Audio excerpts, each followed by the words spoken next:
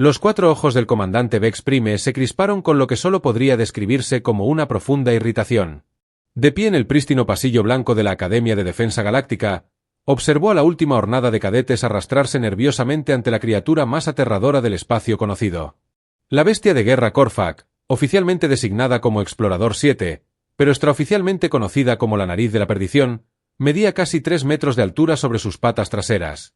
Su pelaje azul metálico ondulaba con una energía apenas contenida, y sus 6 fosas nasales se dilataban mientras procesaba los aromas que lo revelarían todo sobre estos jóvenes. «Atención, cadetes». La voz de Vex Prime crepitó a través de su traductor. Hoy es su primer encuentro con una bestia de guerra Korak. Estas criaturas poseen capacidades olfativas que pueden detectar el miedo, la agresión, el engaño y, lo más importante, el potencial de liderazgo. La bestia los evaluará a cada uno de ustedes. No se muevan. No hablen. Y por el amor de los 7 hijos, no desfallezcan. La fila de cadetes permaneció firme. Allí estaba Joro, un imponente centuriano cuya piel, pétrea, ya mostraba fracturas por estrés. Junto a él, Pip chillaba suavemente. Sus tentáculos luminiscentes se atenuaban por la ansiedad. Los gemelos boranos, Click y Clock, chasqueaban las mandíbulas nerviosamente en perfecta sincronización. Y al otro lado de la fila, con aspecto notablemente relajado para alguien a punto de ser olfateado por un arma viviente, se encontraba Marcus Cain, el humano. Vex Prime había leído el archivo de Cain 3 veces, esperando que cada lectura tuviera más sentido que la anterior. Nacido en Terra, un mundo mortal que, de alguna manera, produjo la especie más adaptable de la galaxia. Experiencia militar previa, clasificada. La evaluación psicológica demuestra niveles preocupantes de optimismo y humor en situaciones de riesgo vital. Evaluación física promedio para los estándares humanos, lo que se traduce en casi sobrenatural según las normas galácticas. El Explorador 7 comenzó su inspección. La bestia se movía con una fluidez que parecía imposible para algo que pesaba media tonelada. Su primer objetivo era Joro, el cenuriano. La enorme criatura bajó la cabeza, con 6 fosas nasales trabajando a destajo. El exterior pétreo de Joricho permaneció firme, pero pequeñas piedrecitas comenzaron a caer de sus hombros. El Explorador 7 dedicó exactamente 12 segundos a analizarlo, y luego continuó con lo que pareció una leve aprobación.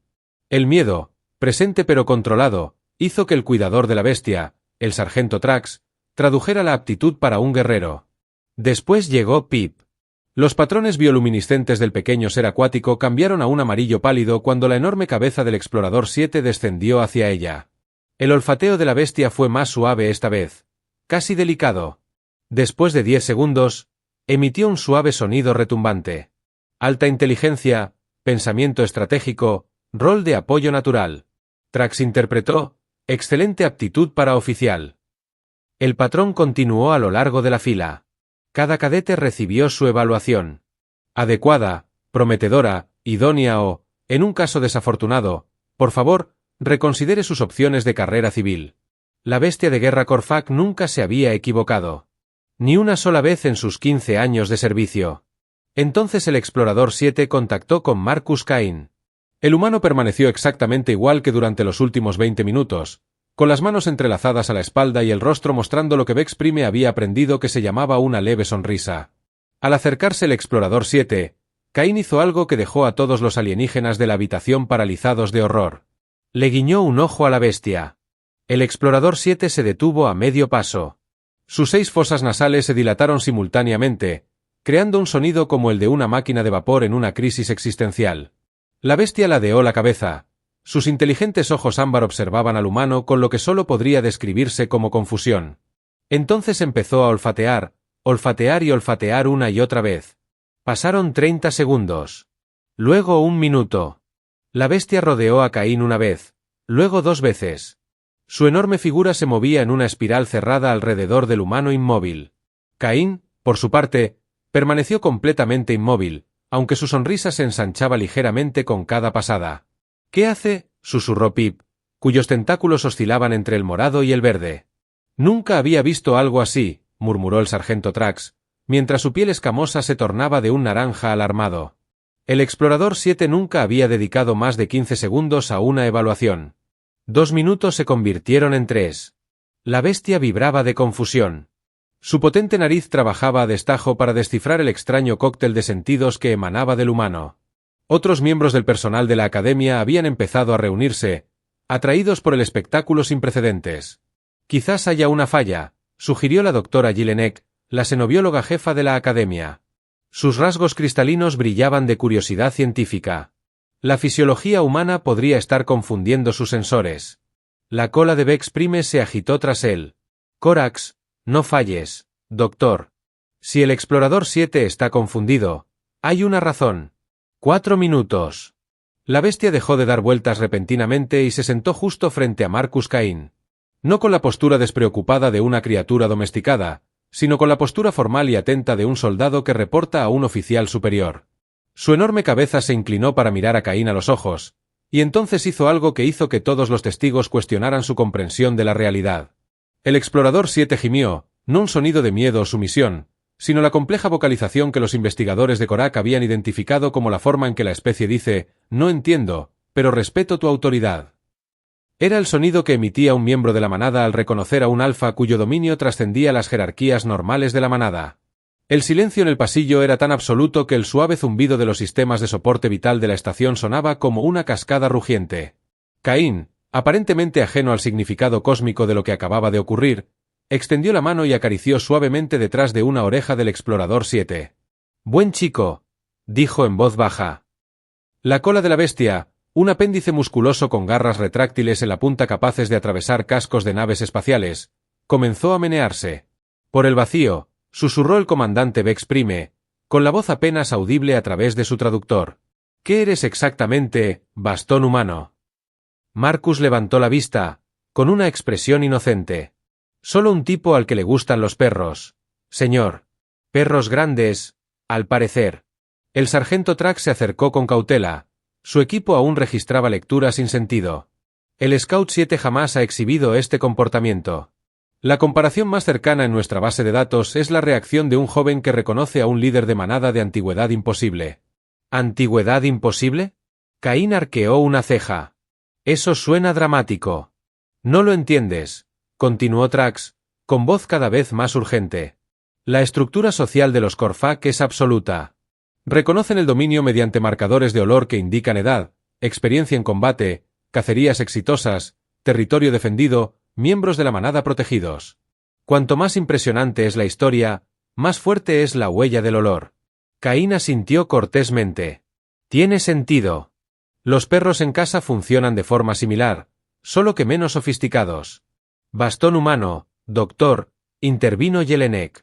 Sus instrumentos científicos ahora completamente desplegados y escaneando tanto al humano como a la bestia. Lo que el sargento Trax intenta explicar es que, según el comportamiento del explorador 7, posees un aroma característico que indica liderazgo sobre una manada de millones de personas, décadas de experiencia personal en combate y dominio territorial sobre múltiples mundos. Marcus parpadeó. Bueno, eso es extrañamente específico. Es imposible. La compostura de Bex Prime finalmente se quebró. Tienes 23 años, según tu expediente. Nunca has servido en ningún combate militar. El grupo más grande que has liderado fue un equipo de investigación de 12 científicos. La sonrisa del humano se transformó en algo que hizo que varios cadetes cercanos retrocedieran involuntariamente. No era exactamente amenazante, pero cargaba con el peso de un conocimiento que quien hablaba no tenía intención de compartir. Comandante, con el debido respeto, mi expediente contiene exactamente la información que quiero que contenga. El explorador 7, aún sentado y atento, emitió otro suave gemido. Esta vez, según las traducciones cada vez más frenéticas de Trax, significaba más o menos, por favor, dime qué hacer. Alfa de la manada, que trasciende el entendimiento. Cain miró a la enorme criatura y habló en un tono que, de alguna manera, lograba ser a la vez amable y autoritario. Explorador 7, ¿verdad? Necesito que evalúes bien a estos cadetes. ¿Puedes hacerlo por mí? La respuesta de la bestia fue inmediata y entusiasta. Se puso de pie de un salto, meneando la cola con tanta fuerza que golpeó la pared cercana, y comenzó a avanzar de nuevo por la fila de cadetes. Esta vez, sin embargo, sus evaluaciones fueron diferentes, más exhaustivas, más matizadas. Donde antes simplemente categorizaba a cada cadete, ahora parecía estar evaluando su potencial de crecimiento, sus fortalezas ocultas, su capacidad de aprendizaje. Fascinante, murmuró la doctora Julnek, mientras sus instrumentos lo registraban todo. Es como si la bestia ahora los evaluara no solo como son, sino como podrían llegar a ser con la guía adecuada. Cuando el explorador 7 terminó su segunda ronda de evaluaciones, regresó con Marcus y se sentó de nuevo, mirando hacia arriba con expectación. Buen trabajo, dijo Caín, rascándole la oreja de nuevo. Puedes volver con el sargento Trax. La criatura dudó, claramente reacia a separarse de Caín. Finalmente, con lo que solo podría describirse como un suspiro de resignación, regresó con su cuidador, aunque sus ojos no se apartaron del humano. El comandante Vex Prime observaba la escena ante él, sus 4 ojos parpadeando en un patrón que indicaba una profunda reflexión mezclada con creciente alarma. Humano Caín, voy a hacerte una pregunta directa, y quiero una respuesta directa. ¿Qué eres? Marcus lo consideró por un momento, con expresión pensativa. Bueno, comandante, es una pregunta complicada, pero supongo que la respuesta más simple es que soy exactamente lo que la humanidad envió a tu academia. La pregunta que deberías hacerte es ¿por qué me enviaron a mí y por qué te enviaron a ti? La sonrisa humana regresó, pero esta vez con un tono que hizo que incluso el explorador 7 aguzara el oído. Porque, comandante Vex Prime, tu galaxia ha estado haciendo las preguntas equivocadas sobre los humanos. Ha estado tan concentrado en nuestras capacidades físicas, nuestra adaptabilidad, nuestra tendencia a convertir cada situación en lo que llama caos organizado, que ha pasado por alto lo más importante de nosotros. No solo somos buenos para sobrevivir a situaciones imposibles, señor. También somos buenos para hacer que otros sobrevivan. Y cuando se enfrenta a amenazas que requieren una academia de defensa galáctica para entrenar a la próxima generación de protectores, Caín hizo una pausa, mirando a cada uno de los cadetes por turno. Bueno, quiere alguien que sepa cómo construir una manada. El explorador 7 emitió un sonido que Trax tradujo como un acuerdo con la sabiduría del alfa de la manada. Además, Caín continuó, su voz adoptando un tono más serio. Mi especie lleva mucho tiempo lidiando con la dinámica de las manadas. Entendemos las estructuras de liderazgo, las jerarquías de lealtad, el delicado equilibrio entre la fuerza y la compasión que hace que un grupo funcione. Hemos tenido que hacerlo porque, en el terror, la alternativa era la extinción. Los instrumentos del Dr. Jelinek registraban lecturas que desafiaban toda explicación. Comandante, estoy detectando marcadores bioquímicos en la firma de olor del bastón humano que no deberían existir en un ser de su aparente edad y experiencia, como hormonas del estrés que indican supervivencia a múltiples situaciones que amenazan la vida, feromonas asociadas con la protección exitosa de los miembros del grupo bajo presión extrema, firmas químicas que típicamente solo se desarrollan después de décadas de responsabilidad de mando. Hizo una pausa, comprobando sus lecturas de nuevo. ¿Y algo más? Algo para lo que no tengo una referencia en ninguna base de datos. La expresión de Caín se volvió pensativa. Doctor, lo que está detectando es probablemente la razón por la que el Scout 7 reaccionó de la manera en que lo hice. Verá, los humanos no solo llevamos nuestras propias experiencias en nuestras firmas de olor. Llevamos los ecos de toda la historia de supervivencia de nuestra especie. Imposible, murmuró Vex Prime. ¿Lo es? Caín hizo un gesto hacia el Scout 7, que seguía observándolo con evidente reverencia. Comandante, cada humano lleva consigo la memoria genética de haber sobrevivido a eras glaciales, epidemias, desastres naturales, guerras que se extendieron por continentes y desafíos que habrían exterminado a la mayoría de las especies. Llevamos la sabiduría de supervivencia acumulada de miles de generaciones que se enfrentaron a lo imposible y encontraron la salida. Volvió a mirar a los cadetes reunidos. Pero más que eso, llevamos el recuerdo de haberlo hecho juntos. Cada gran desafío que la humanidad ha enfrentado, lo hemos superado construyendo comunidades más fuertes, mejores redes de apoyo y equipos más efectivos. Cuando el explorador 7 me olfatea, no solo huele a Marcus Cain, recién ingresado en la academia, sino que huele el aire a 10.000 años de experiencia en la construcción de manadas. El pasillo quedó en silencio, salvo por el suave zumbido de los instrumentos del Dr. Jelinek. Finalmente, el cadete Jorich, el enorme Centurion, habló.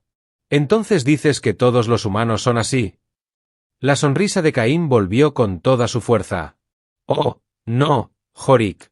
La verdad es que soy bastante común para los estándares humanos.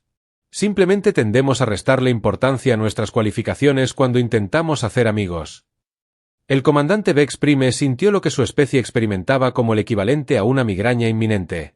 Caín humano, ¿me estás diciendo que Terra envió a uno de sus representantes comunes a nuestra academia? Bueno, señor, Si querían a alguien que pudiera conectar con los demás cadetes, alguien que no intimidara demasiado a los instructores.